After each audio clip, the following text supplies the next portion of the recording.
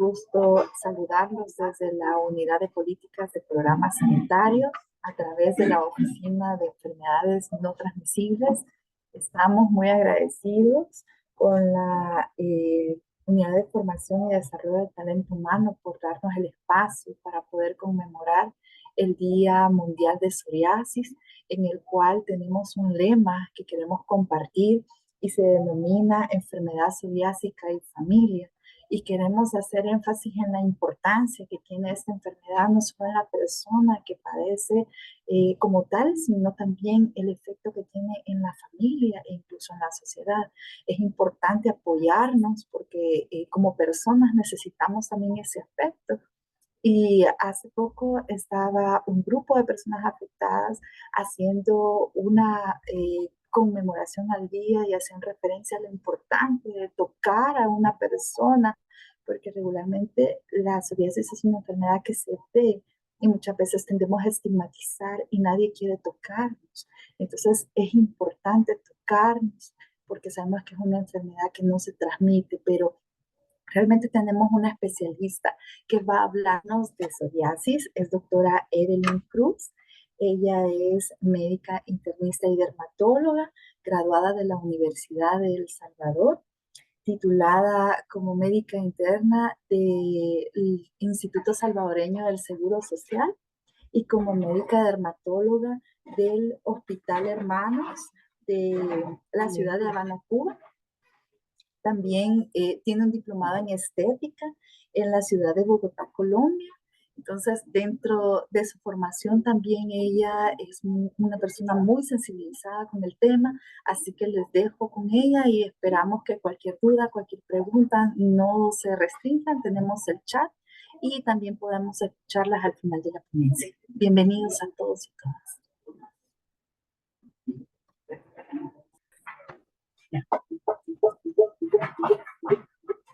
Buenas tardes, mi nombre es Evelyn Cruz y les vamos a hablar en conmemoración del Día Internacional de la Psoriasis, que fue el 29 de octubre, un poco acerca de lo que es la psoriasis, su fisiopatología y su clínica principalmente, así como un poco de tratamiento, ¿verdad?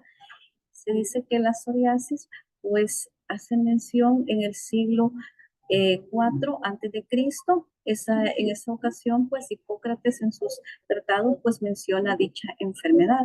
También en julio de 2022, el doctor Robert Williams fue el primero en describir con precisión los diferentes tipos de psoriasis. Eso no lo tomen en cuenta, que creo que ahí fue un errorcito, pero este doctor, el doctor Roberto Williams, fue el primero en describir prácticamente la clínica de la psoriasis. Ahí hay un errorcito. En cuanto a la epidemiología, se dice que afecta a 125 millones de personas en el mundo. Vean cuánta, la incidencia es bastante alta.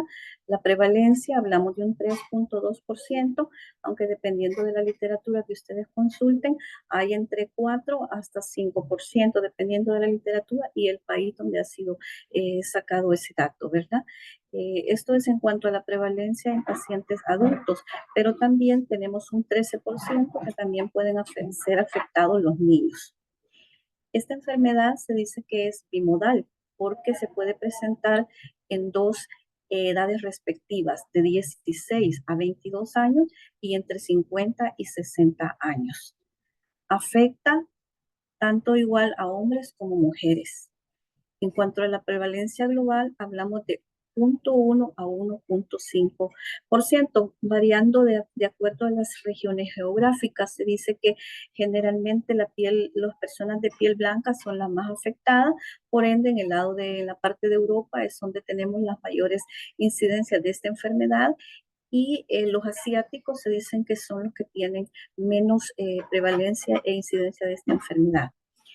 Como ya habíamos mencionado, es más frecuente en la raza blanca. Se dice también que los pacientes que tienen psoriasis tienen una menor esperanza de vida que las personas que no adolecen de la enfermedad. Vamos a hablar más adelante por qué se dice que estas personas tienen menor esperanza de vida. En el tema donde hablamos acerca de las comorbilidades, vamos a tocar un poquito de esas áreas. En cuanto a la fisiopatología, participan muchos factores, entre los cuales podemos citar los factores genéticos, factores ambientales y factores inmunológicos, entre otros, ¿verdad? En cuanto a la genética, esta enfermedad se hereda. Es el principal factor de riesgo de desarrollar dicha enfermedad, siendo de 2 a 3 veces mayor en los gemelos monocigóticos en estudios que se han hecho en comparación con los gemelos disigóticos. Se dice que 80% de los locus están afectados y que explica este 30% que puede ser heredado. El principal está en el complejo mayor de histocompatibilidad, el HLC06, el cual está presente en aquellos pacientes que tienen una enfermedad temprana y que también tienen como mayor riesgo de desarrollar artritis reumatoide, artritis psoriásica, perdón. Hay algunos genes también que están afectados, como es el gen RP1, que codifica estas aminopeptidasas, que también que procesen los antígenos para la presentación de los antígenos de histocompatibilidad de la clase 1. Ustedes ven que todos estos pues tienen, estos genes están alterados y a esto se debe que haya una susceptibilidad más frecuente de presentar que estos pacientes presenten dicha afección. Definición. Es importante saber la definición de psoriasis porque también en cuanto a la edad van a tener bastantes factores que vamos a tomar en cuenta para poder hacer un diagnóstico de dicha enfermedad. Primero vamos a hablar que es una enfermedad inflamatoria, crónica, que afecta múltiples órganos y sistemas, principalmente la piel, pero también puede dañar articulaciones y otros órganos como ya habíamos mencionado, la cual está mediada por anticuerpos y tiene rasgos patogénicos autoinmunes, o sea que es una enfermedad que tiene autoinmunidad. En la psoriasis hay una proliferación excesiva del queratinocito. Esto es importante porque aquí esto es lo que prácticamente provoca las alteraciones, esta proliferación del queratinocito. Y nos vamos a preguntar, ¿y por qué estos queratinocitos aumentan su proliferación?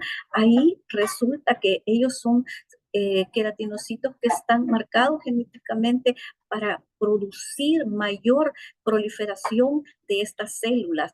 Ahí prácticamente radica el factor genético, porque si solo tenemos que si existen factores externos, pero el queratinocito no tiene esa predisposición genética, probablemente no vamos a tener la enfermedad de psoriasis. Esta enfermedad prácticamente clínicamente observamos las placas eritemato-descamativas. Se ven rojas y con mucha descamación. Por ende, esta enfermedad pertenece al grupo de las enfermedades dermatológicas conocidas como enfermedades eritemato-descamativas. ¿Alguna pregunta hasta el momento o la vamos a dejar hasta el final? Doctora. Bueno, en cuanto un poquito acerca de la inmunopatología. Los linfocitos CD4, los TH1 y los TH17 de memoria son los protagonistas prácticamente de estas alteraciones inmunológicas. Y como ya habíamos mencionado, la proliferación de los queratinocitos. Existen también algunas citocinas que son proinflamatorias, como son el factor de necrosis tumoral, la interleuquina 17 y la interleuquina 22. Hay algunos autoantígenos también que son presentados al complejo mayor de histocompatibilidad, como son el HLC06 y otros entre los que podemos mencionar las cateolicinas y también algunos tipos de colágeno. Factores desencadenantes. Acuérdense que la susceptibilidad genética existe en cuanto al queratinocito, pero también es importante los factores desencadenantes, que estos van a determinar en qué momento se va a presentar esta enfermedad. Entonces, aquí tenemos algunos fármacos como pueden ser el litio, los antipalúdicos y algunos AINES que por mimetismo celular pueden confundir al organismo y dar cuadros similares a la psoriasis. Tenemos también el sol con la luz ultravioleta que también se ha se ha propuesto como un desencadenante de la psoriasis. La obesidad, acuérdense que también ahí está importante el estilo de vida, ¿verdad? Entre más sobrepeso tengamos, el riesgo de presentar esta enfermedad es mayor.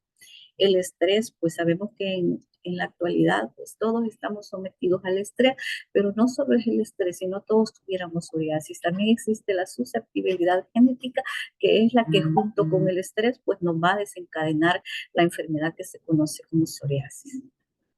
Infecciones estreptocóxicas, aquí tenemos la psoriasis cutárea, que vamos a hablar después, que se cree también que puede ser desencadenada por este estreptococo. El alcohol, aquí vamos también a mencionar el estilo de vida, igual que el tabaquismo, ¿verdad? Todos esos son factores desencadenantes de esta enfermedad. Es importante también mencionar las asociaciones con otras enfermedades. Ustedes saben de que la psoriasis va acompañada de otras enfermedades. Antes, hace muchos años, quizás hace unos 15 años, se decía que la psoriasis solamente era enfermedad de piel y que solo se acompañaba de artritis, pero hoy ya los estudios ya nos dicen de que no, de que tiene acompañada todo este gran montón de enfermedades que están asociadas a dicha enfermedad. Aquí radica donde todos los médicos tenemos que estar alerta que si tenemos un paciente con psoriasis, pues no solo quedarnos a nivel de que sí, que tiene psoriasis, sino que también comenzar a explorar otras enfermedades, como puede ser la hipertensión arterial. Si el paciente tiene sobrepeso, pues mandarlo donde el nutricionista para que le dé una dieta adecuada y que pueda, por ende, bajar de peso, ¿verdad? También la diabetes mellitus está asociada también a la psoriasis. Las dislipidemias también es otro grupito en el cual estos pacientes también se ven afectados. La mayoría de pacientes con psoriasis tienen hígado graso, perse solamente por tener psoriasis ya tienen un factor de riesgo para tener hígado graso. Y a eso agreguémosle las alteraciones dietéticas, la obesidad, la dislipidemia, pues es un combo realmente para tener una enfermedad eh, metabólica. Se dice que la artritis psoriásica se presenta en el 10 al 40% de los casos. La artritis psoriásica se puede presentar antes del inicio de la psoriasis, durante la psoriasis o muchos años después de haber presentado la psoriasis. Entonces, ¿qué nos dice esto? Que tenemos que estar alerta desde el principio hasta el final, porque en cualquiera de esas etapas el paciente puede comenzar a tener un dolor articular y no lo tenemos que dejar pasar desapercibido, ¿verdad? Enfermedades cardiovasculares. Hay algunos estudios donde nos mencionan que la última vez estuve leyendo un artículo donde mencionaba que se hizo un estudio con, no recuerdo si 100 pacientes, donde había un grupo de 50 pacientes que eran aparentemente sanos y un grupo de pacientes que tenían psoriasis y se les comenzó a estudiar la microcirculación a nivel cardíaco y encontraron que el 33% de los pacientes con psoriasis tenía alteraciones a nivel de la microcirculación. ¿Qué nos dice esto? Que hay una mayor frecuencia de infarto agudo del miocardio. Puede ser un paciente que se nos ha pasado desapercibido, que solo tiene psoriasis, y llega a la máxima urgencia con un infarto agudo del miocardio y a lo mejor no le hemos hecho un electrocardiograma en el transcurso de la enfermedad, no le hemos tomado la presión porque pensamos que la enfermedad de la psoriasis solo afecta a la piel. Este es un llamado, ¿verdad? Para que pues pongamos atención en todas estas enfermedades asociadas y que no pensemos antes, bueno, yo me acuerdo que cuando yo hice medicina interna, mi profe decía que hay un principio que se llama la parsimonia, donde nosotros tenemos que encajar todas estas enfermedades en un solo. Entonces aquí, si tenemos psoriasis, tenemos que meterlas como en una cajita todas esas enfermedades, ¿verdad? Para que nosotros podamos tratar al paciente de una forma integral. O sea, antes de que presente esa enfermedad, tenemos que, si tiene una enfermedad cardiovascular, pues utilizar las astatinas a temprana edad del paciente, aunque sea paciente joven. Si es un paciente que tiene hipertensión arterial, pues utilizar el fármaco que corresponde para dicha patología. Si está en sobrepeso, pues tratar de sacar todos sus índices de masa corporal, y si pues está pasadito, pues ahí es donde entra en juego el nutricionista, ¿verdad? Bueno, también, ¿verdad? Tenemos que hay otras enfermedades asociadas que son menos frecuentes que sean asociadas, pero que también tenemos que tomarlas en cuenta, como puede ser el EPOC, el asma, enfermedad renal crónica. Miren que también muchas veces tenemos un pacientito que tiene insuficiencia renal y no lo podemos, dice, es idiopático. Bueno, a lo mejor tiene psoriasis y podemos por ahí encontrar la causa. Problemas hepatobiliares, enfermedad inflamatoria intestinal, en el 10% está relacionada con la psoriasis. Bueno, hasta aquí pues un poquito acerca de las enfermedades asociadas. Yo sé que hay más, ¿verdad? De tanto que hablar de esto, pero vamos ahorita a hablar acerca de la clasificación de la psoriasis. Nosotros dermatólogos casi siempre clasificamos las enfermedades como observando algunas situaciones o algunas formas del medio ambiente. Y aquí ustedes ven, tenemos la clasificación en forma a la morfología.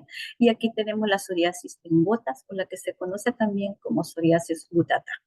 Tenemos también la psoriasis en placa, que son placas gigantes o de más de 1 centímetro, que ya se cataloga como una placa.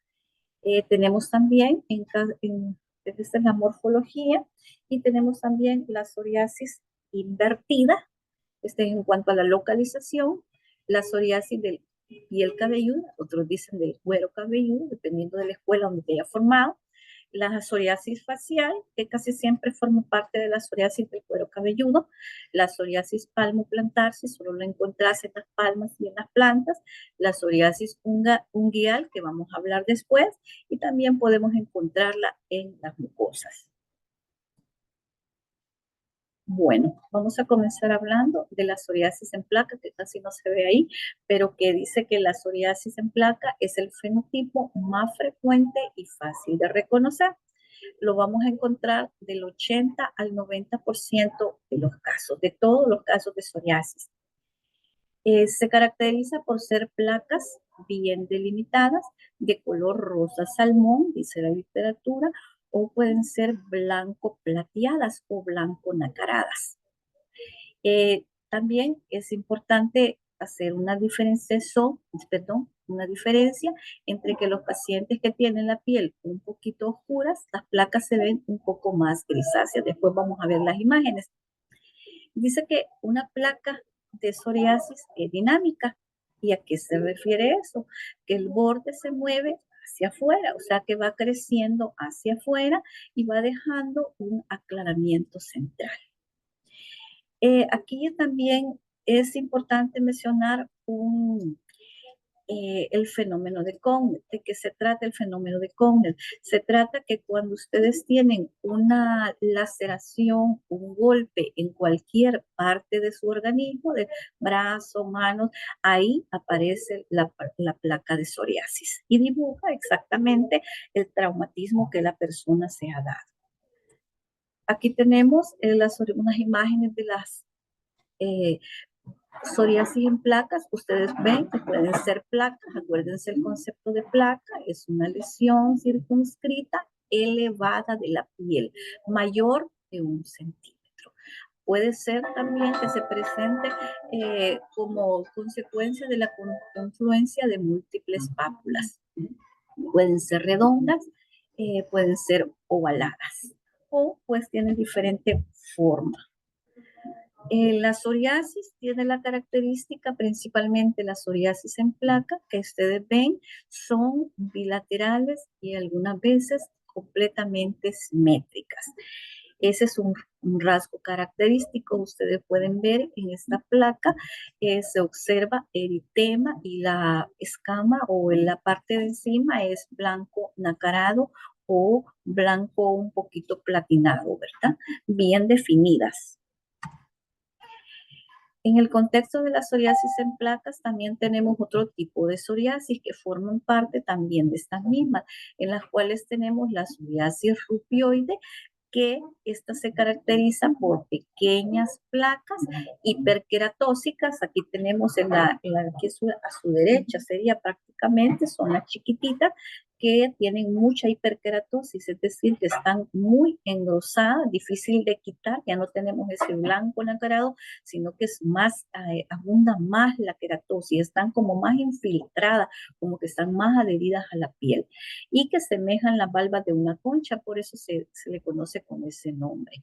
Luego tenemos también la psoriasis ostrácea, que esta tiene la característica de ser hiperqueratóxica, pero tiene una escama superpuesta, como que fuera una escama sobre la otra, y son concéntricas. Y recuerdas la caparazón también de una concha, por eso se llama psoriasis ostrácea.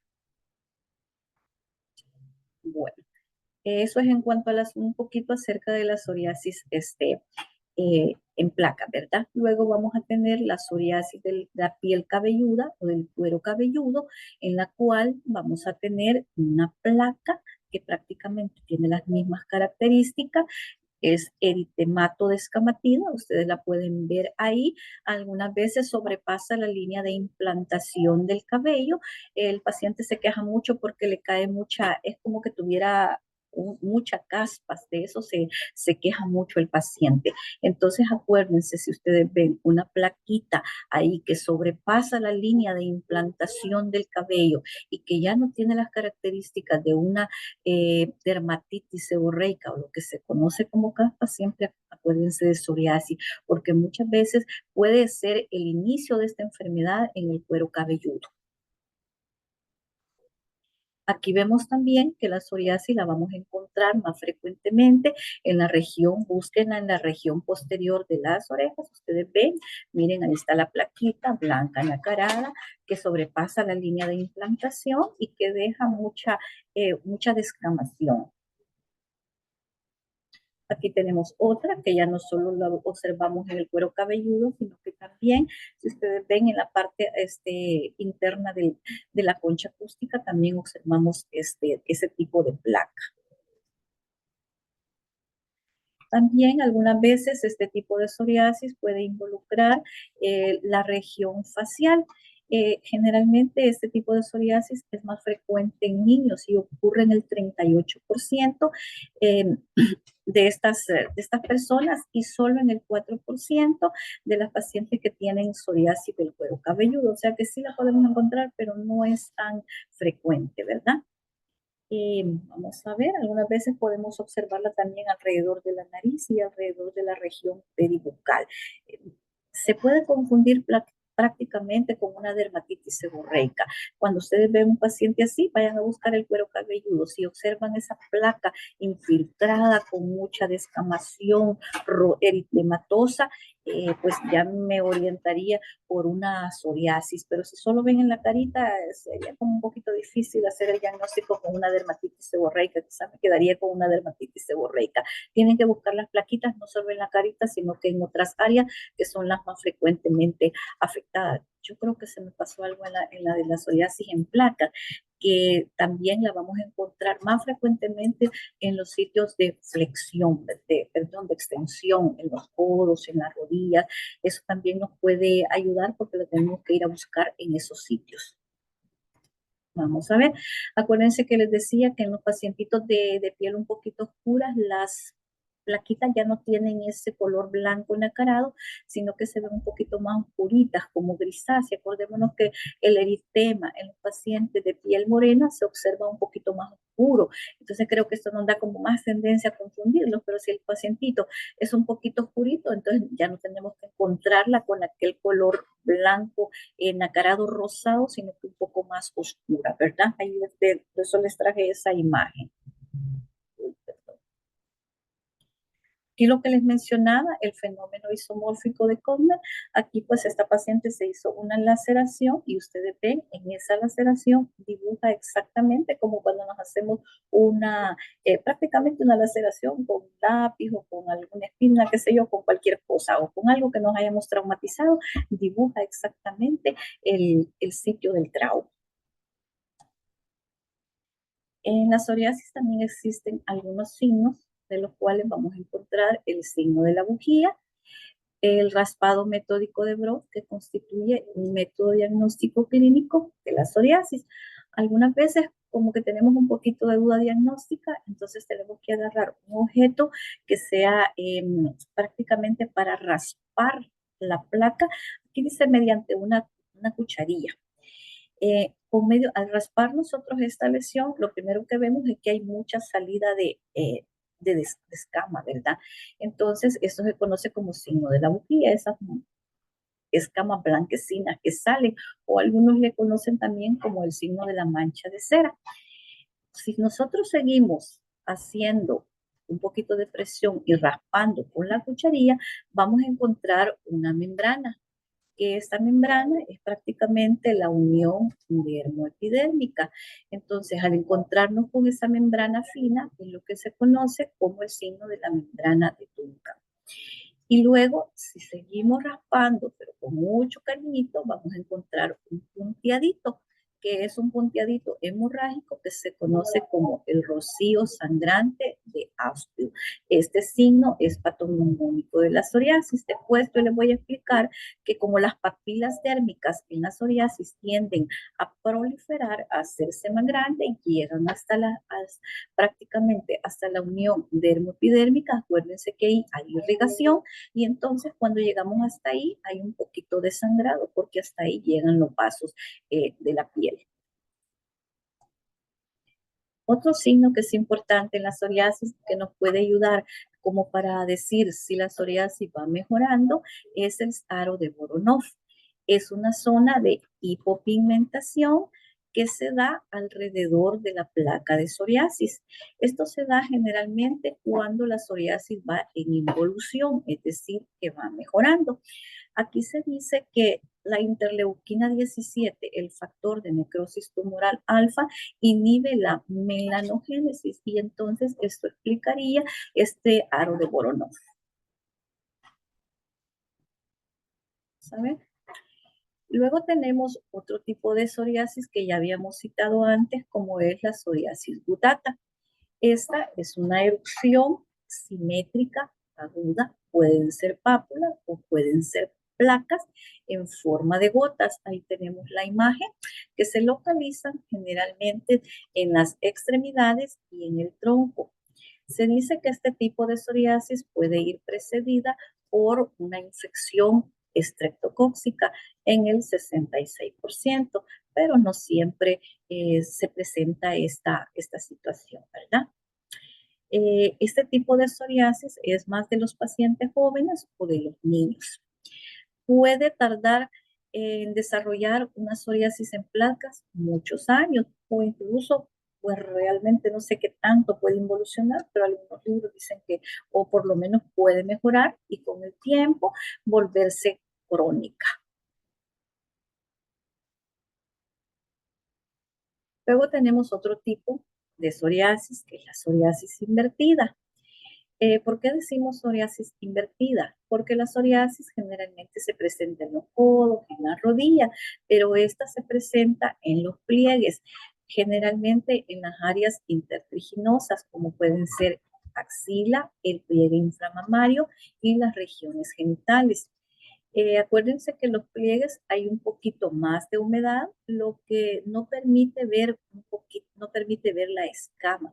Realmente lo que observamos es una placa un poco húmeda y algunas veces tiene un poco de maceración en el centro. Nos puede ayudar a hacer el diagnóstico de este tipo de psoriasis el hecho de que en alguna parte del cuerpo haya alguna otra placa o incluso tenemos que buscar también en el cuero cabelludo, pero algunas veces puede ser el único sitio donde encontramos estas plaquitas. Entonces hay que hacer diagnóstico diferencial con el intértrigo bacteriano o con el intértrigo por cándida, pero acuérdense que generalmente el intértrigo por cándida es más agudo y se da generalmente en el contexto de pacientes que tienen otras enfermedades como la diabetes, aunque también aquí en esta también podemos encontrar ese tipo de pacientes, pero en el caso de los fúngicos van a tener aquellas lesioncitas aisladas, no solo va a ser la plaquita, sino que alrededor vamos a encontrar otros puntitos también eritematosos. Hay otros diagnósticos diferenciales que podemos tener a cuenta aquí. Existen, por ejemplo, el pénfigo familiar Halley-Halley, pero aquí hay un poquito más en este tipo de pénfigo es un poquito más infiltrada la placa y menos eritematosa y un poquito más crónica, ¿verdad? Bueno, vamos a ver. Aquí tenemos la plaquita, psoriasis invertida. Vean ustedes, es una placa eritematosa. En esta realmente se observa un poquito de escama, pero realmente las placas se ven un poquito más. Y después vamos a ver otra imagen donde se observan más húmedas y un poquito más brillantes.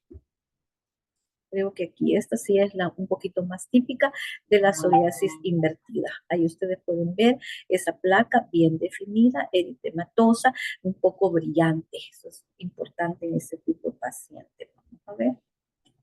Bueno, luego de la psoriasis invertida, tenemos también otro fenotipo que es la psoriasis pustulosa. En esta psoriasis pustulosa vamos a encontrar tres tipos. Aquí tenemos la aguda generalizada, que se llama psoriasis pustulosa generalizada. Tenemos la limitada a los dedos, que se conoce como acrodermatitis continua de Halley-Halley.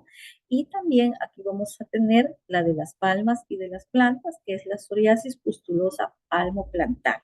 Vamos a ver unas imágenes. En la psoriasis pustulosa generalizada, aquí, como su nombre lo indica, podemos encontrarla en el tronco y en las extremidades y puede presentarse en forma aguda.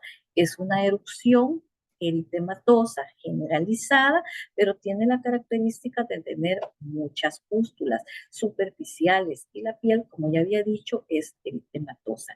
El paciente, cuando tenemos este tipo de psoriasis, va a estar en mal estado general, ustedes no lo van a ver bien, generalmente con fiebre. Los análisis de sangre suelen mostrar neutrofilia y marcadores inflamatorios elevados.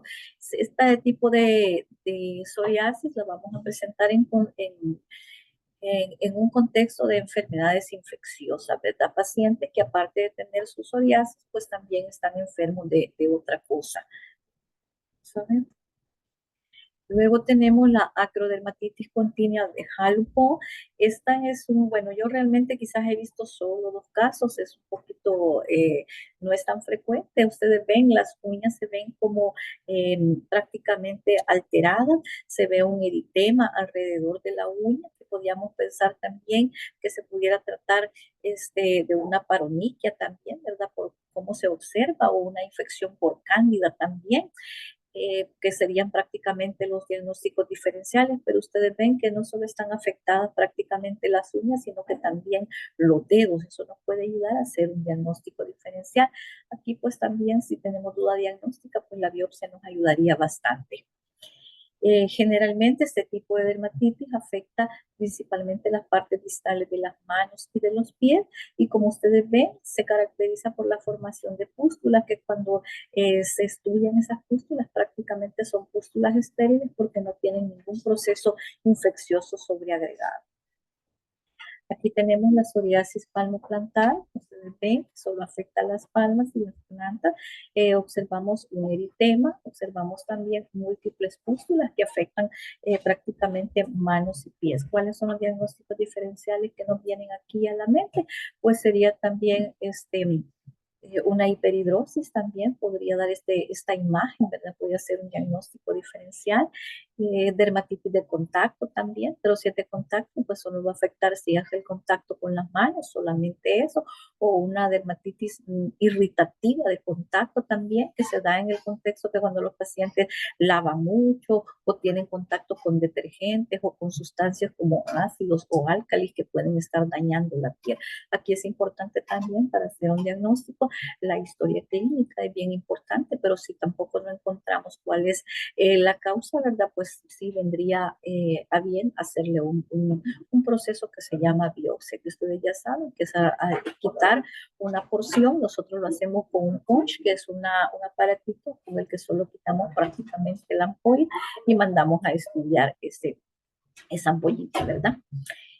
Otros hallazgos que podemos encontrar también en esta psoriasis palmoplantar son unas manchas marrones como amarillentas y mucho eritema, Estos pacientes se quejan de mucha fisuración, las palmas las tienen muy fisuradas, acuérdense, imagínense, es sumamente doloroso, ¿verdad? Se caracteriza por brotes agudos autolimitados, o sea, que se relacionan con, ya sea con procesos infecciosos o alteraciones, mucho estrés, o eso puede ser el desencadenante de este tipo de brotes. Aquí tenemos, casi no se ve, ¿verdad? Arriba. Esa es quizás por esto. Bueno, tenemos la psoriasis eritrodérmica, que es una variante poco común, pero de repente sí tenemos con la doctora, con ella estuvimos en Amatepe, creo que tal vez tuvimos la oportunidad de ver alguno de esos pacientes con eritrodermia, ¿verdad? Solo se dice que es del 2 al 3%, es del por ciento, perdón, es una variante grave, es una de las emergencias dermatológicas, porque el paciente no solo presenta las alteraciones a nivel de la piel, sino que acuérdense que hay una alteración a nivel de la membrana, o sea, entonces podemos tener alteraciones electrolíticas que puede llevar al paciente incluso a la muerte, ¿verdad? Si tenemos una descamación, los procesos infecciosos sobreagregados son más frecuentes. Esto generalmente se caracteriza por eritema o algunas placas que se juntan y producen mucha escama, exfoliación y afecta. Cuando decimos que es una psoriasis eritrodérmica, cuando se está afectada el 75% de la superficie corporal. Representa el 30% de todas las eritrodermias en general. Acuérdense que no solo la psoriasis puede presentar esta patología, sino que también podemos encontrar en el contexto de farmacodermia, ¿verdad? Un fármaco que produce una eritrodermia también. Entonces aquí es importante pues la historia clínica. Hay también algunos tumores como son los tumores principalmente el síndrome de César, que es un tumor relacionado también con los linfocitos, que se da en el contexto de la micosis fungoide, que es también una enfermedad dermatológica. Entonces también podemos traer la cuenta para hacer un diagnóstico de este tipo de enfermedad. Aquí pues es importante, si el paciente no tiene aún el diagnóstico de psoriasis, pues aquí vendría bien hacerle una biopsia al paciente, hacer una historia clínica completa, explorando fármacos y todo eso para que no vaya a ser una farmacodermia y pues nos estemos dando un diagnóstico erróneo, ¿verdad? Pero aquí sí, en el contexto de la psoriasis eritrodérmica, sería importante hacer una biopsia. Bueno, aquí ustedes ven, mírenla, se ven eritema generalizado, ustedes ven esa piel eritematosa, descamativa y que afecta más del 70% de la superficie corporal. Ahí ven dos imágenes, afecta el tronco, los brazos y prácticamente es generalizado. Este tipo de psoriasis eritrodérmica sucede generalmente en el contexto de pacientes que están mal controlados, que han dejado su tratamiento, pacientes alcohólicos, pacientes que han usado esteroides y que luego han suspendido súbitamente, pacientes con procesos infecciosos sobreagregados, pacientes con mucho estrés. Estos son los pacientes que podrían sufrir una psoriasis eritrodérmica, ¿verdad? Bueno, hoy nos vamos a pasar a lo que es la psoriasis fungial. Estamos hablando de 40.9% de los pacientes con psoriasis al momento del diagnóstico. ¿Qué quiere decir esto? Que ustedes hablando casi de un 50% que los pacientes vamos a tener que ir a buscarles lesiones a nivel de las uñas. Se dice que estas lesiones unguiales son más frecuentes en los hombres que en las mujeres. Se asocia con la duración de la enfermedad, con la severidad y con la artritis psoriásica. Estas alteraciones a nivel de las uñas nos están denotando prácticamente que el paciente podría en el futuro tener una artritis psoriásica o se presenta también durante los periodos en que ha habido una crisis de psoriasis y no solo ha afectado la piel, sino que también va a estar afectando las uñas. Ahí va a quedar como la manifestación de que ese paciente ha tenido una crisis de psoriasis.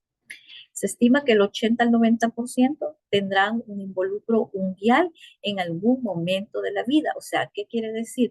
Que estos pacientes casi el 90% van a tener alteraciones unguiales en el transcurso de su enfermedad y que solo un 5% se presentan solo como enfermedad unguial. O sea que es bien raro que tengamos un pacientito solo con alteraciones a nivel de las uñas. Casi siempre se presenta en el contexto de la enfermedad. Como les decía, por ejemplo, si tenemos una psoriasis invertida, que creo que sería una buena exploración física, ir a buscar en las uñas alguna lesión, pues que nos indique que ese paciente no solo tiene alteraciones a nivel de los pliegues, sino que también como para corroborar el diagnóstico, busquemos las uñas, que son buenas. Aquí tenemos las alteraciones unguiales, ustedes ven cambios de color, ausencia de lúnula también es otra alteración que podemos observar. Múltiples bandas blancas transversales, miren ahí se podemos, más adelante creo que hay otro esquemita. El tasa de crecimiento de este tipo de uñas es bien lento, hay un engrosamiento o adelgazamiento, ya puede ser que estén gruesas o puede ser que estén adelgazadas. Los cambios más frecuentes son los pits, que son como esos puntitos que se ven en las uñas. Eso es lo que ustedes o nosotros tenemos que ir a buscar. Onicolisis es la destrucción de la uña, vamos a ver más adelante. La distrofia unguial, vamos a observar también uñas engrosadas a nivel subunguial y la decoloración unguial en el 18.4%. Y la onicomadesis, que la podemos encontrar también en 2.8%. Creo que nos traje esa esquemita, la traje, se la debo. Bueno, pero ya más o menos, ya ustedes tienen una idea que si ustedes ven un paciente con psoriasis y tiene alteraciones unguiales, pues la tenemos que asociar con esta enfermedad, ¿verdad? Luego tenemos la artritis psoriásica. Esto se dice que el 30% de los pacientes pueden presentar cualquier manifestación de una artritis y que tenemos una incidencia anual del 2 al 3%. Lo que les mencionaba, que las manifestaciones cutáneas algunas veces pueden preceder a la artritis en promedio 10 años o en el 15% ocurren simultáneamente, pero yo tengo pacientes que han tenido psoriasis durante, qué sé yo, 40 años y a los 70, 80 años comienzan a tener ya manifestaciones articulares, ¿verdad? Hay que tener cuidado con estos pacientes porque en el momento que ellos comienzan a presentar manifestaciones articulares, acuérdense, es la indicación precisa para la evaluación por el reumatólogo. Aunque pues debería de hacerse antes, pero muchas veces por el exceso de pacientes, pues nosotros esperamos que tengan que ser un poquito de manifestación para que nos lo quiera ver el reumatólogo, porque muchas veces se nos hace difícil trabajar de la mano con ellos, porque muchas veces estamos un poquito separados, ¿verdad? Entonces no logramos ponernos totalmente de acuerdo. En niños dice que se presenta oligoarticulares, o sea, alteraciones oligoarticulares que solo presentan menos de 4 articulaciones afectadas. Estas se pueden presentar en niños de 1 a 2 años de edad y son más frecuentes en niñas. Aquí vamos a tener anticuerpos antinucleares positivos y hay que buscarles también uveitis y dactilitis a estos pacientes. Acuérdense que la uveitis a nivel del ojito y la dactilitis también pues es la inflamación de los deditos. Y la poliarticular, que también, imagínense, aquí está este antígeno de histocompatibilidad, el B27, y anticuerpos antinucleares están negativos en estos niños. Se presenta en niños más grandes, de 6 a 12 años, es más frecuente, al contrario de las que solo afectan menos de 4 articulaciones en mujeres. En mujer y hombre, perdón, tienen una relación de 1 a 1. Vamos a encontrar prácticamente dactilitis, entesitis, que es la inflamación de los sitios de inserción de los tendones, los pit unguial y la onicolitis o la destrucción de las uñas. Se dice que los tipos de artritis que vamos a encontrar son 5. Tenemos la distal. La artritis distal solo va a afectar las articulaciones interfalángicas distales de manos y pies en el 5% de los pacientes. La oligoarticular, menos de 4 articulaciones y son asimétricas. La poliarticular, el 50% más articulaciones simétricas, similar a la artritis reumatoide. O sea, esta nos puede dar confusión. Acuérdense que muchos pacientes que tienen psoriasis están como artritis, a lo mejor sin un diagnóstico específico porque solo tienen la manifestación articular y no tienen ninguna placa de psoriasis. Acuérdense que puede preceder mucho tiempo antes de la aparición de alguna plaquita de psoriasis. Artritis mutilante, que pues es una de las más destructivas, hay deformantes, destructivas, implica marcada reabsorción ósea. Esto es bien, estas mutilantes, pues realmente que yo creo que solo un caso he visto, pero imagínense, si ya hacemos un diagnóstico tardío de estas pacientes, prácticamente quedan discapacitadas, ¿verdad?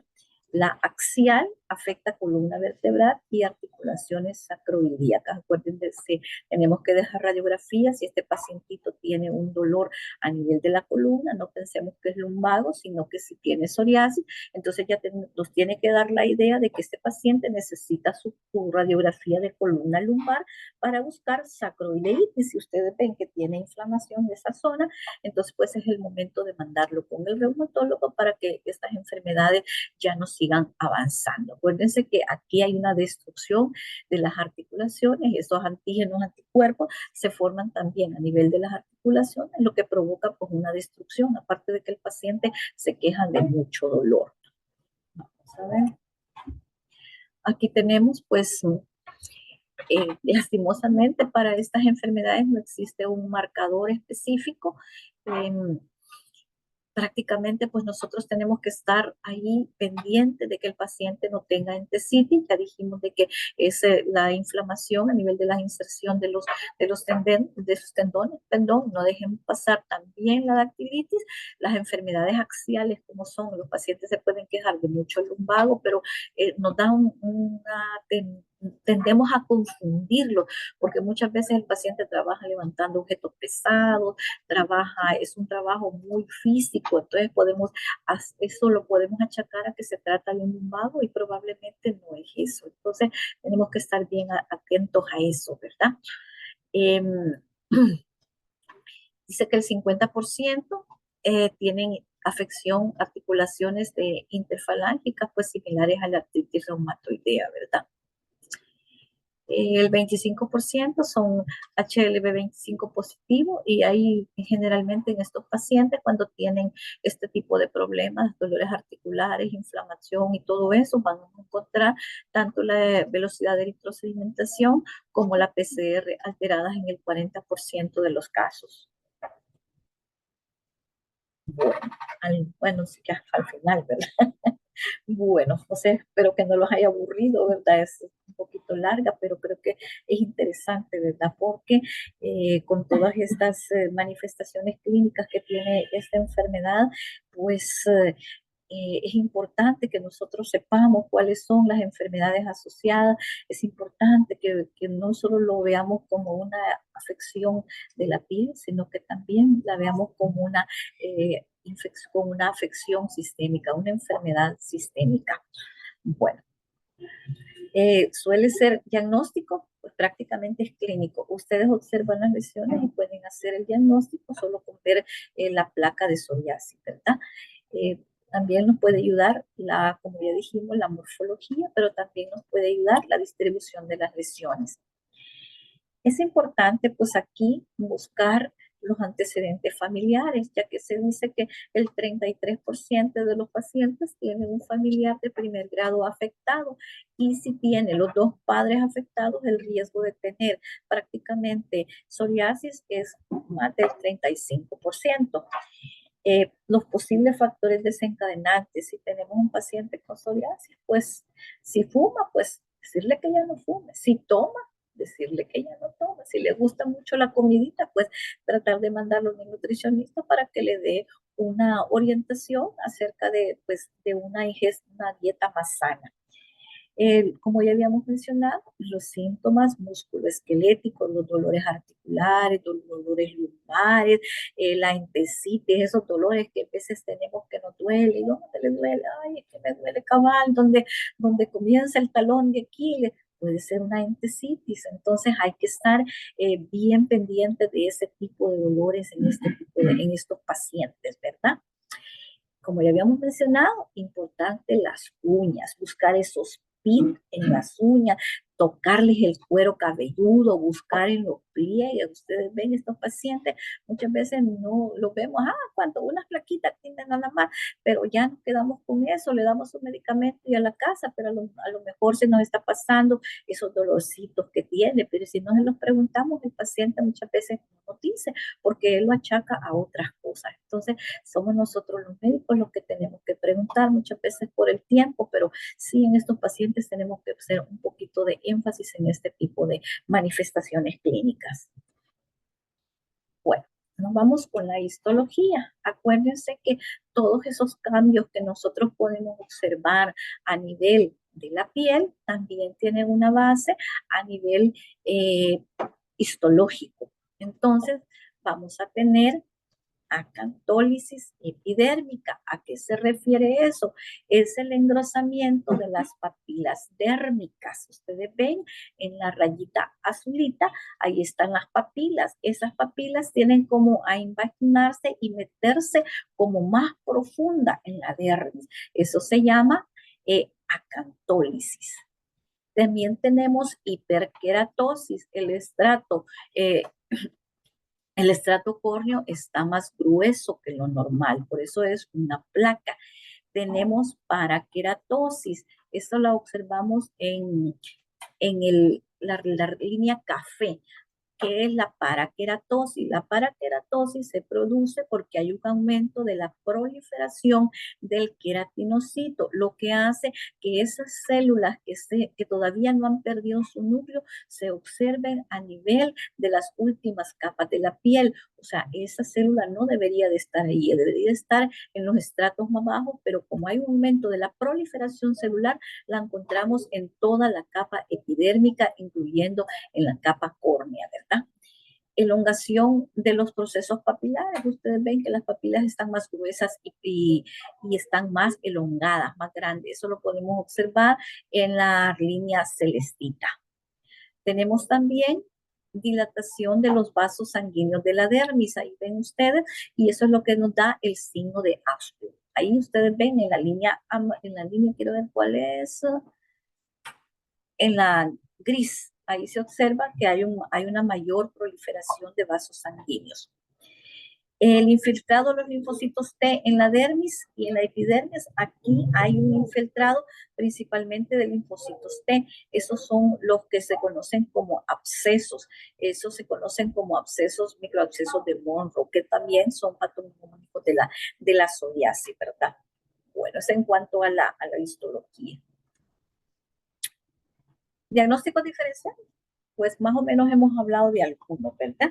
Pero aquí también la pitiriasis rosada de Gilbert, podemos hacer, si ustedes ven, un grupo de lesiones eritemato-descamativas que se diseminan en todo el cuerpo, pero en el caso de la pitiriasis rosada de Gilbert casi siempre aparece una lesión inicial, que es lo que se conoce como medallón heráldico. Ustedes ven, hay una lesión que es la primera, que también tiene la característica de ser una placa grande con ese borde un poquito más elevado y descamativo, y el centro se ve un poco rosado, pero el resto de las lesiones son más chicas. Generalmente el paciente llega con la historia que la primera que le salió fue una grande.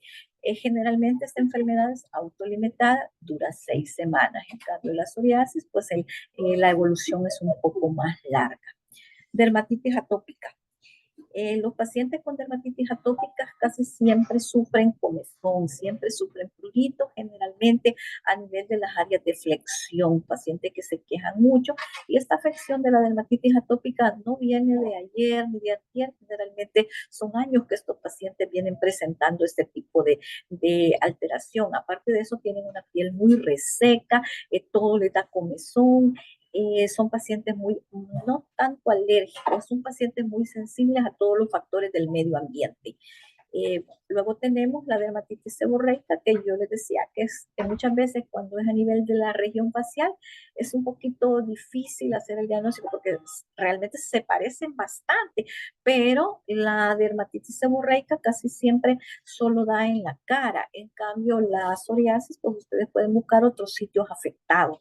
Eso les puede ayudar un poquito a hacer el diagnóstico diferencial, pero también la placa de la dermatitis seborreica es un poco más untuosa, más grasosa, más adherida a la piel. También eso nos puede ayudar. En cambio, la de la psoriasis es un poquito más rosada y es como más descamativa. Eso nos puede ayudar a hacer el diagnóstico diferencial entre una dermatitis seborreica y una psoriasis, ¿verdad? Los linfomas cutáneos de células T, la necrosis fungoide, también pues pueden hacer pueden tener un diagnóstico diferencial, pero en cambio en las placas que se observa en los linfomas cutáneos es raro observar escama, prácticamente son placas eritematosas infiltradas de diferente tamaño que se pueden localizar en cualquier parte del cuerpo, ¿verdad? Generalmente la comezón en los linfomas es un poquito más severa, la psoriasis sí pica, pero no tanto como los linfomas.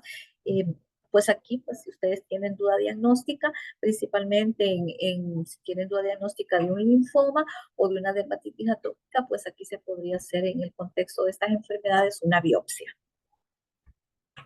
Bueno, el abordaje inicial, ya habíamos dicho que si está asociado con el síndrome metabólico, se debe de valorar primero lo que habíamos mencionado, las cifras tensionales. Si este paciente es hipertenso, tenemos que valorar el índice de masa corporal, porque acuérdense que si hay una alteración a nivel del índice cintura-cadera, pues este paciente va a tener mayor riesgo de desarrollar infarto y otro tipo de enfermedades. Estatus del fumador, si el paciente es fumador, pues no, le toca mandarlo donde hay algunos especialistas, principalmente los neumólogos, hay unos que se dedican a que el paciente pues poco a poco vaya dejando este hábito. Identificar el consumo de alcohol. Muchas veces los pacientes, si tú les preguntas, ¿y usted toma? De vez en cuando. Y realmente cuando les haces una pregunta ya más directa, son todos los fines de semana. Este paciente no puede hacer eso definitivamente, ¿verdad?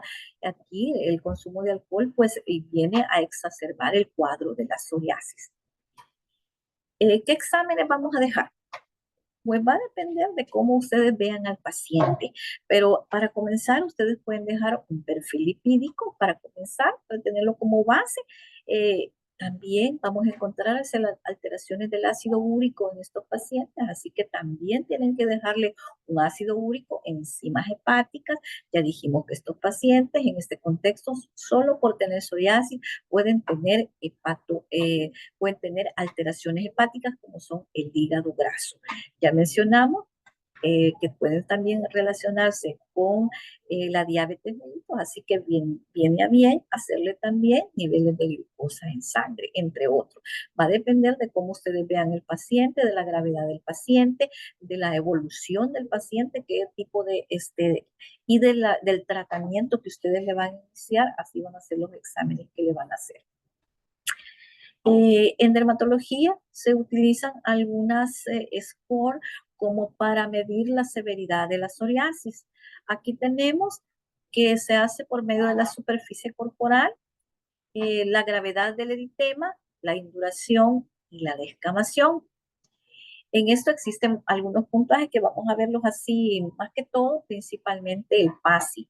El PASI es el que nosotros utilizamos como medida para poder clasificar a la psoriasis. También existen otras medidas como pueden ser el DLQI, que es el índice de calidad de vida, que también se utiliza mucho, principalmente para dejar fármacos. Estamos hablando algunas veces de fármaco biológico, porque acuérdense que la psoriasis afecta mucho la calidad de vida.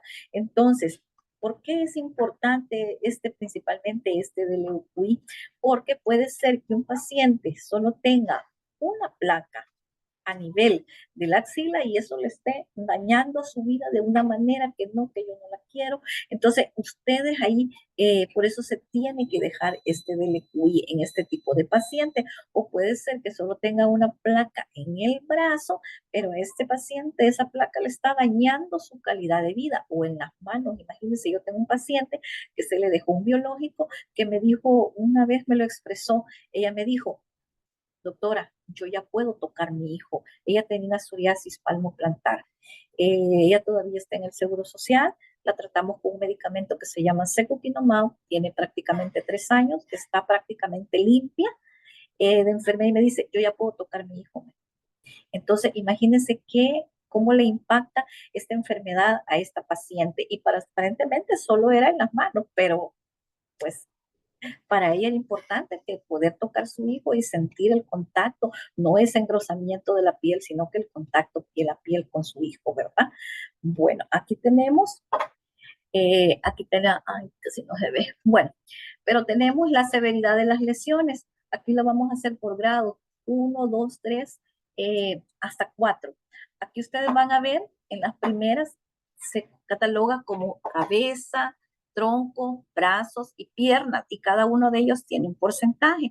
Entonces, van a catalogar primero el eritema. El eritema va de 0 a 4. Si es leve el eritema, puede ser de 0. Si no hay eritema, es 0. Y así hasta que ustedes vean sumamente rojo es 4. La induración es el engrosamiento. ¿Qué tan infiltrada ven ustedes las lesiones? Eso se va a hacer del 0 al 4. La escama, qué tan escamosa está esta lesión. Si no hay escama, 0, y si hay mucha escama, pues es 4. Entonces, todo eso se va a hacer una suma y se va a colocar acá. Y luego lo vamos a multiplicar por estas áreas que están aquí, afectación. Aquí vamos a ver si tiene 0, si tiene 1, menos del 10, si tiene 2, del 10 al 30, si tiene 3, del 30 al 50 y así sucesivamente. Y vamos a anotar cuánto tiene afectado ese paciente. Un ejemplo, si en la cabeza solo tenemos una lesioncita, qué sé yo, que solo afecta, digamos, una área de la frente, le podemos decir que ese paciente solo tiene un 10% de lo que es la superficie corporal en la cabeza, ¿verdad? Entonces ustedes van a hacer esa anotación, la van a multiplicar por el porcentaje que le corresponde al área de la cabeza y luego lo van a anotar acá. Luego lo van a multiplicar por la fila número 8. O sea que si este porcentaje lo van a multiplicar por el porcentaje de la extensión de la superficie, los cuales están aquí arriba. Y eso nos va a dar un número. Entonces, esas filas nos van a dar un porcentaje que va a ser del 0 al 72%, porque aquí solo el PASI que nosotros utilizamos es del 0 al 72%. Actualmente ya no existen solo estos PASI, sino que también existen hasta del 100% que se utilizan principalmente para ver la severidad de las lesiones. Bueno, aquí tenemos leve de 0 a 20, moderado de 21 al 50 y severo del 51 al 72%. Aquí tenemos también, esto es con respecto a la superficie corporal. Si es leve, esto es con respecto a la superficie corporal generalizada. Si tenemos solo un 3%, es leve, una moderada de 4 al 10% y la severa más del 10% de la superficie corporal. Esto nos va a servir a nosotros después para ver si le vamos a iniciar tratamiento sistémico. Bueno, el tratamiento va a ir dirigido a la gravedad de la enfermedad, a la presencia de artritis. Puede ser que un paciente, como ya habíamos mencionado, no tenga muchas lesiones de psoriasis, pero tenga una artritis severa. Entonces vamos a iniciarle el tratamiento no por las enfermedades cutáneas, sino que por las enfermedades asociadas, ¿verdad? Otras afecciones médicas asociadas también. Estas enfermedades médicas asociadas pues también nos pueden ayudar a nosotros a iniciar un tratamiento. Vemos que este paciente, por ejemplo, ya tiene un infarto agudo del miocardio. Algunas veces se dice que estos pacientes ya pueden ser candidatos a usar medicamentos biológicos en estos casos, ¿verdad? Y preferencia del paciente. ¿Esto a qué se refiere? Muchas veces hay pacientes que dicen, no, doctora, yo solo tengo una plaquita, pero no me molesta, no me molesta. Y ahí ustedes pues solo le pueden dar al paciente su cremita hidratante o algún otro medicamento, le pueden dar prácticamente, vamos a hablar después de los queratolíticos, y le pueden dar también sus multivitaminas al paciente. Satisfacción del paciente. Es importante aquí en esta preferencia del paciente y satisfacción del paciente, es importante la relación médico-paciente, porque el paciente puede decirle, mire, a mí no me molesta, pero si ustedes le explican las comorbilidades de la enfermedad y el riesgo que puede tener este paciente, entonces el paciente ya va a decir, ah, no, pero lo necesito. Entonces, probablemente ellos, ustedes van a hacer el estudio, probablemente no necesite medicamento también, tanto en la piel, pero sí es importante hacerle su chequeito médico, ¿verdad? En el caso de la psoriasis, es importante la relación médico-paciente, las relaciones que ustedes tienen con ese paciente, porque si ustedes le dan confianza, él va a decir, mire doctora, pero fíjese que a mí me duele el talón de aquí, fíjese doctora que a mí me duele la columna. Entonces ahí ustedes pueden hacer una coordinación mejor con el paciente. Por eso es importante esa relación médico-paciente y la confianza que ustedes les va a tener el paciente en decirle todos esos detalles, ¿verdad? Eh, Aquí pues ya habíamos hablado antes de eso, cuando afecta más de la superficie corporal, que es leve. Eh, Esto va a depender del índice de severidad, el deterioro de la calidad de vida. Si tenemos más de 10 puntos, esto ya prácticamente estamos hablando de una psoriasis severa. Este es un cuestionario que realmente no lo traje, pero sí nos ayuda a nosotros para ver la calidad, el índice de calidad de vida del paciente. Luego pasamos en quienes se indica terapia sistémica, a los que tienen más del 10% de la superficie corporal afectada. La psoriasis en sitios especiales, como puede ser la piel cabelluda, la cara, las palmas y las plantas y los genitales. O sea, puede ser que no tengamos una psoriasis tan florida, pero como les decía, esta paciente solo tenía en las palmas y en las plantas de los pies, aunque cualquiera diría en esos sitios no se ve, pero sí le estaba afectando mucho la calidad de vida. Cuando le pasamos el DLQI, que es el cuestionario, sí tenía más de 10 puntos esta paciente. Entonces sí le estaba realmente afectando su calidad de vida. ¿Qué otro caso nosotros vamos a iniciar terapia sistémica? Falta de respuesta a la terapia tópica. Ustedes le dan algún fármaco que sea queratolítico, algún fármaco que sea reductor, que vamos a hablar después, y no mejora el paciente, pues este puede ya ser candidato para un inicio de una terapia sistémica. Luego vamos a hablar acerca de la terapia tópica. Dice que todos los pacientes se benefician de la aplicación de emolientes o de cremas hidratantes. Si la psoriasis afecta del 2 al 5% de la superficie, los agentes tópicos son la base del tratamiento. Hablamos de que si es leve la psoriasis, menos del 10%, podemos nosotros tratarlo solo con agentes tópicos, ¿verdad? Esta prácticamente es la misma. Y entre ellos vamos a tener los corticosteroides tópicos. Es la primera línea de tratamiento en la psoriasis leve o localizada. Acuérdense, corticosteroides tópicos. ¿Qué es lo que hace? Hay un efecto antiinflamatorio, disminuye la inflamación de la piel, antiproliferativo y vasoconstrictores. Eso prácticamente es la fisiopatología. Se utilizan durante la fase aguda, cuando tienen muchas lesiones. Se pueden utilizar hasta 2 veces al día hasta que las lesiones mejoren o desaparezcan. Algunas veces podemos utilizar otros tipos de terapia, utilizarlos 2 veces a la semana, podemos combinarlos con análogos de la vitamina D3, como son el calcipotriol, que también nos ayudan mucho y que aquí en el hospital pues contamos con este tipo de tratamiento. Ustedes les traje aquí un leve recordatorio de lo que son los esteroides de alta potencia, de moderada y de baja potencia. Los de alta potencia, acuérdense que tienen mayor probabilidad de ocasionar efectos adversos en el paciente, como son el dipropionato de betametasona, la fluocinomida, el dipropionato de betametasona, el valerato de betametasona, que son los más, y el clobetasol,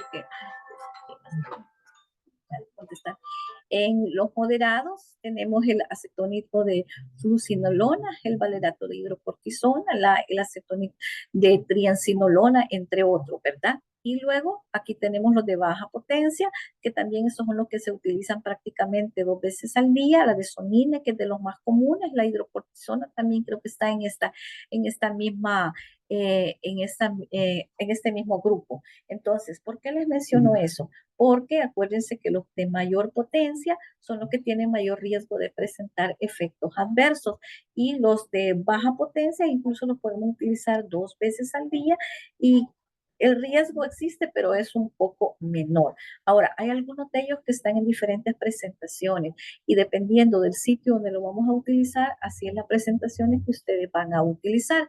Si es una loción, lo utilizamos para el cuero cabelludo. Generalmente los esteroides van combinados con un queratolítico que puede ser en la mayoría de los casos el ácido salicílico. Si lo tenemos en el cuerpo o corporal, podemos utilizarlo en ungüento o en crema. Los ungüentos generalmente se absorben mejor, ¿verdad? Y si lo, principalmente en las superficies pelosas, pues ya dijimos que son las lociones las que vamos a preferir.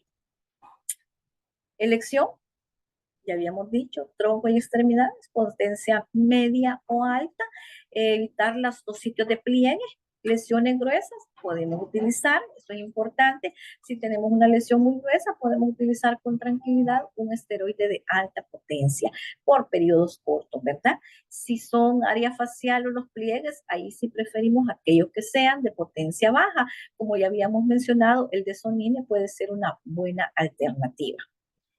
Estos esteroides se pueden combinar también con los análogos de la vitamina D3 o algún queratolítico. Entre los queratolíticos que podemos utilizar están el ácido salicílico en porcentajes del 1 hasta el 5%, dependiendo de lo que nosotros vayamos a tratar. Y lo podemos utilizar también con el calcipotriol. Generalmente estos vienen junto con la betametasona, es una buena alternativa para el paciente. También podemos utilizar el tazaroteno también, algunas veces este viene mezclado con esteroides, que también podría ser ese, nosotros no lo tenemos aquí, nosotros prácticamente lo que tenemos es el Dibomet más la betametasona, que sería un calcipotriol más un esteroide, ¿verdad? Con buenos resultados. Aquí mencionamos también análogos de la vitamina D3 que también podrían utilizarse, como es el calcipotriol, que antes venía solo y viene combinado con betametasona, que ya habíamos mencionado, ¿verdad? Podemos utilizar también inhibidores de el tacrolimus y el pinetrulimos, que bloquean la activación de los linfocitos T y inhiben la síntesis de interleuquina 2 e interferón gamma. Aquí podemos tener, nosotros aquí tenemos el cromus, que es tacrolimus, tratamiento de psoriasis en áreas faciales e intértrigo también, con menos efectos adversos que los corticosteroides tópicos. Estos son los que nosotros conocemos como ahorradores de esteroides, ¿verdad? Lo único, pues el costo es un poquito más alto, pero si ya usamos mucho tiempo el esteroide, pues nosotros podemos utilizar como alternativa esos tratamientos como combinados. ¿Saben? Lo que ya habíamos mencionado, que la queratolíticos, en los cuales vamos a mencionar también, aquí dice que un inhibidor de, ¿cómo se llama? Derivado de la vitamina A, el tazaroteno tópico y el ácido salicílico, que también pues estos se utilizan como queratolítico. ¿Qué hace el ácido salicílico? Reduce la descamación, pero asocia con un poquito de irritación. Acuérdense que es un ácido y entonces si nosotros damos mucho o ponemos mucho, podemos irritar la zona. Tenemos que ser bien, explicar bien al paciente, ¿verdad? Bueno, eso es con respecto a las terapias tópicas, existen otras, pero bueno, estas son como las más importantes. Luego vamos a las terapias sistémicas. Aquí ustedes conocen el muy conocido metrotexate, es un inhibidor competitivo de la hidrofolato reductasa por la síntesis de ácidos nucleicos, por lo que este fármaco tiene que ser utilizado con ácido fólico. Aquí prácticamente la dosis va 7.5, 25 miligramos por semana en una dosis o dividida entre dosis durante 24 horas, que es una de las esquemas que nosotros utilizamos. Dosis de mantenimiento casi siempre son 15 miligramos semanales y se puede incrementar 20 miligramos cada semana, o aquí va a ser dependiendo de cómo esté el paciente, ¿verdad? Generalmente nosotros lo utilizamos por periodos cortos que pueden ser de 4 meses, luego se da un poquito de descanso al paciente, o podemos utilizar tratamientos de mantenimiento, irle disminuyendo 20 miligramos semanalmente hasta que el paciente se estabilice.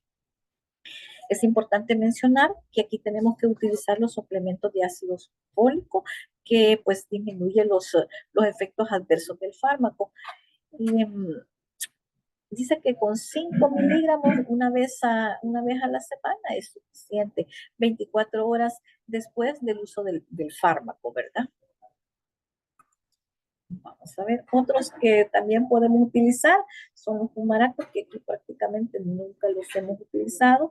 El Apremilas tampoco, nunca los hemos usado acá, pero aquí están las dosis que podemos, el primero pues favorece la apoptosis de las interleuquinas, y el otro es quiero ver, este es produce alteraciones a nivel del factor de necrosis tumoral, la interleuquina 2 y la interleuquina 2, y eso prácticamente ya son, este último es como prácticamente un biológico, pero eso nosotros no contamos aquí con esos fármacos, pero sí contamos con la ciclosporina, ¿verdad?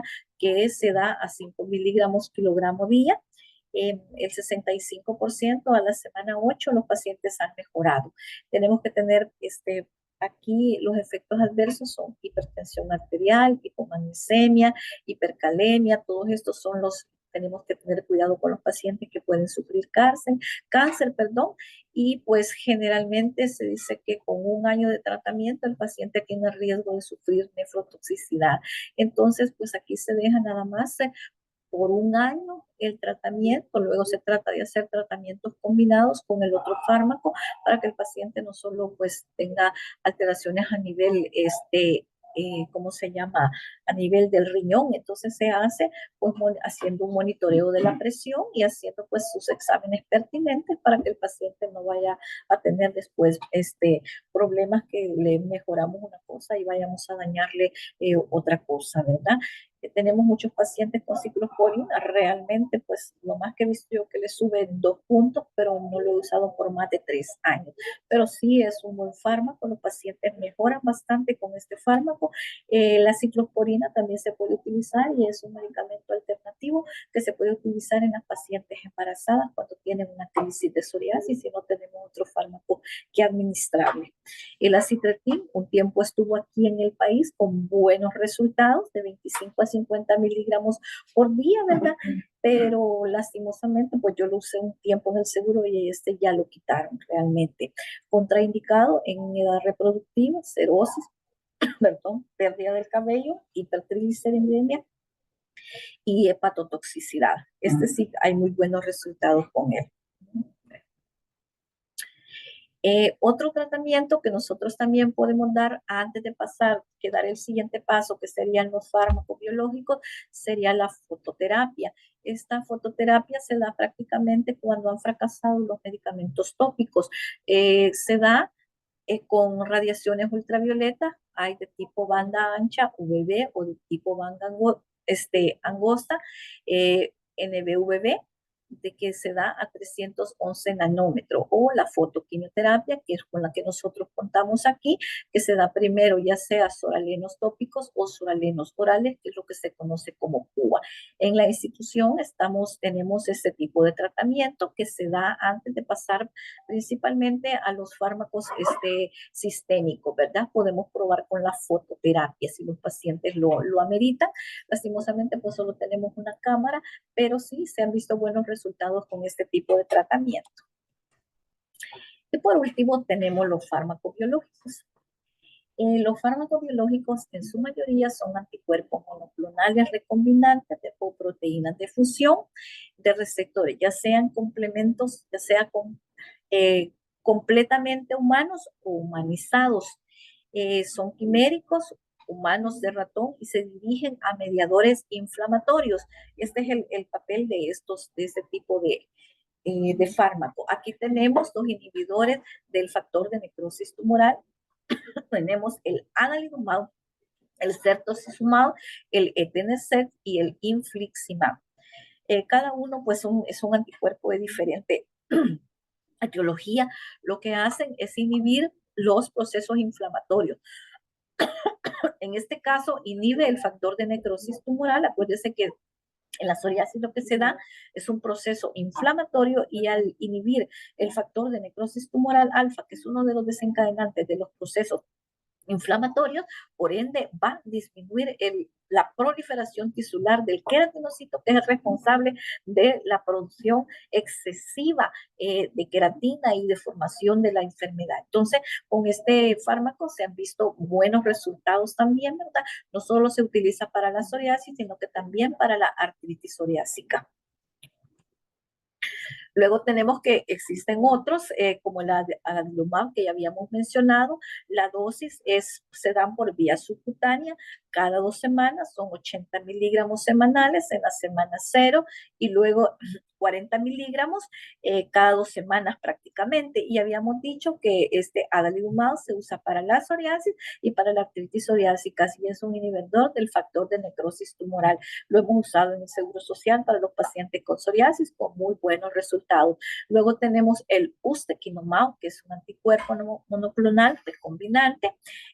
Lo que hace es un inhibe la proteína 40, inhibe la acción de la interleuquina 12 y de la interleuquina 23, que esto lo que hace es evitar la diferenciación de los TH1 en TH17. Acuérdense que los TH17 son los estimuladores de la respuesta inflamatoria en este tipo de pacientes. Aparte de eso, este T17 es como un estimulador, como que hace que se prolifere más la respuesta inflamatoria. Entonces, al inhibir el TH17, por ende, disminuye el proceso inflamatorio y por ende la psoriasis, ¿verdad?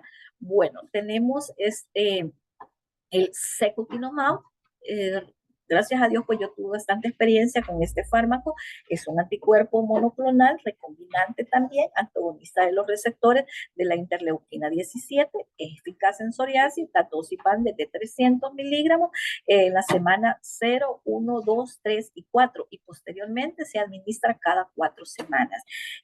A la semana más o menos 16 hay mejoría, prácticamente hay pacientes que se han limpiado completamente. Con estos fármacos también hay que tener un poquito de cuidado porque no es pues solo ustedes lo van a indicar. Para indicar este tipo de fármacos existen algunos protocolos. Los pacientes deben de estar libres de otras enfermedades, como son prácticamente enfermedades más que todo micóticas, ¿verdad? Porque esto es lo que, acuérdense que estas interleuquina 17, al ser bloqueada, también esto ayuda a defenderse contra principalmente las infecciones bacterianas como la tuberculosis, como las infecciones micóticas. Entonces el paciente tiene que estar libre de todas estas enfermedades. Existe todo un protocolo para poder dar este tipo de tratamientos. Y acuérdense que no todos los pacientes son ¿cómo se llama? Candidatos. Es un fármaco carísimo y solo se dan en aquellos casos que el paciente realmente ya no tenemos otra alternativa terapéutica. Bueno, vamos a ver. Luego tenemos el último, que es el guselkumab. Es un anticuerpo humanizado que inhibe la subunidad beta 19 de la interleuquina 23. Esta interleuquina 23 también es proinflamatoria. Se aplica vía subcutánea 100 miligramos a la semana en el día 0 y en el día 4 y luego cada 8 semanas 100 miligramos. Prácticamente el guselkumab es uno de los fármacos más actualizados para la psoriasis y es un inhibidor de la interleuquina 23. Actualmente, pues también el Seguro Social ya está negociando, ya tienen algunos pacientes que están con este fármaco y con muy buenos resultados. Este fármaco prácticamente, pues se ha visto que los pacientes limpian prácticamente totalmente, pero igual igual que les había dicho, pues el costo de estos fármacos son sumamente altos. Se los traigo prácticamente para que ustedes vean que esto prácticamente es lo del futuro, pero pues no sé qué tanto va a ser el alcance del bolsillo de muchos pacientes con psoriasis, ¿verdad? Gracias a Dios, pues yo he tenido la suerte de tener algunas experiencias con estos tipos de fármacos y es muy interesante. Así es que, pues los invito, tal vez más adelante sean ustedes los que los indiquen y los administren, ¿verdad? Vamos a ver. Bueno, esto que yo les traía, espero que hayan entendido algo, ¿verdad? De todas las cosas que he hablado. Muchas gracias. Y si tienen alguna pregunta y yo se las puedo contestar, pues estamos a la orden. Sí, muchas gracias, doctora Cruz. La verdad que ha sido una ponencia muy completa, ¿sí? Porque nos ha abierto el panorama de lo que psoriasis afecta, no solamente piel, sino también el resto de órganos. Y ya nos decía usted muy enfática en qué exámenes son a los que tenemos que poner un poco más de atención y parte de los diagnósticos diferenciales, porque una de las cosas que mencionaban los pacientes es que consultan en muchas ocasiones y no reciben un tratamiento adecuado y hay un diagnóstico tardío de psoriasis. Bueno, dentro del chat le mandan saludos el doctor Carlos Juan, de acá de MINED, licenciada Silvia Hernández de MINED, también doctora Erika Mejía del Hospital de San Marcos, doctora Vanessa de Dimes, de acá de MISAL, doctora Susana Gallegos del Hospital de San Vicente, doctora Méndez del Hospital de San Miguel, eh, doctora Wendy Pérez del Hospital de Zacatecoluca, le saludan también del Sistema de Emergencias Médicas, el doctor Mendoza, y así también de Chalatenango, del Hospital Saldaña, Bueno, de dígales que muchas gracias. que mandan de Sonubes también, le mandan también muchos saludos y le agradecen por la ponencia. Eh, También me dicen que pues muchas felicidades por ser excelente profesional del Hospital de Sonsonate, también muchos saludos y del Hospital de Hilo Vasco. Sí, creo que la ponencia ha sido muy clara. No sé si hay alguna pregunta, pero sí, usted mencionó algo solo para terminar. Mencionó que las lesiones pueden ser bilaterales o unilaterales o exclusivamente en psoriasis tienen que ser bilaterales. No necesariamente. O sea, generalmente la psoriasis en placa tiene la característica de ser bilaterales, pero por ejemplo yo tengo pacientes que lo he tenido. Una vez tuve una niña con una lesión solo en el glúteo, le hice una biopsia porque no me quedaba muy claro y era psoriasis. O sea, no necesariamente. Bueno, también yo les quiero dar la propaganda. Tenemos ahora en el Hospital Sacamil tenemos el Instituto de Dermatología. Estamos abiertos prácticamente durante todo el día, pero principalmente en la tarde. Cualquier duda o cualquier enfermedad, no solo la psoriasis, sino que cualquier enfermedad cutánea, que ustedes tengan duda, pues nosotros estamos ahí a la disposición, ¿verdad? Tenemos residentes que también están desde las 7 de la mañana hasta las 3 de la tarde, entonces tenemos bastante afluencia de pacientes, pero siempre, si ustedes nos mandan, pues estamos dispuestos a ayudarle, ¿verdad? Espero que en el futuro también le decía yo a la doctora, hablemos un poco acerca de las micosis, porque estamos teniendo una alta incidencia de pacientes con problemas micosis subcutánea, un tema bastante bonito que sería bueno que lo expusiéramos realmente, porque me llama mucho la atención que hay algunas patologías que los pacientes andan de un lugar a otro y pues se ha hecho difícil el diagnóstico. Entonces, pues lo felicito, ¿verdad? A todos ustedes porque esto es importante, promover todo la fisiopatología, la clínica de estas enfermedades, pues para que todos nos tengamos más claro y todos aprendemos un poquito de todos. Pues bueno, muchas gracias. Hay una pregunta, Ajá. que cómo se pueden enviar las interconsultas para el área de dermatología. Fíjense que nosotros, como tenemos el sistema de estar abiertos, pueden llegar directamente al Instituto de Dermatología que se localiza en el Hospital Sacamil o pueden hacerlo por medio del sistema electrónico que me dijeron a mí que los iban a hablar por teléfono para asignarles una cita. Pero si es un paciente que tiene algo muy agudo o que ustedes lo consideren, tal vez no una emergencia, pero sí un caso moderado, lo pueden mandar directamente y nosotros lo podemos evaluar. Si quieren, lo mandan directamente conmigo o con el doctor Jaime Martínez, que es nuestro jefe. Okay. Siempre podemos seguir el mismo flujo de referencia, pero hay una apertura por parte de la doctora para dar una respuesta pronta. Así que no hay un número asignado todavía, así que se envían directamente, si necesitamos una resolución, se envían directamente y siempre utilizamos el sistema para que pueda llevar un documento o tener un respaldo para que se le dé la atención al sistema electrónico. Así que muchas gracias a todos por la atención, pasen un excelente día, bendiciones.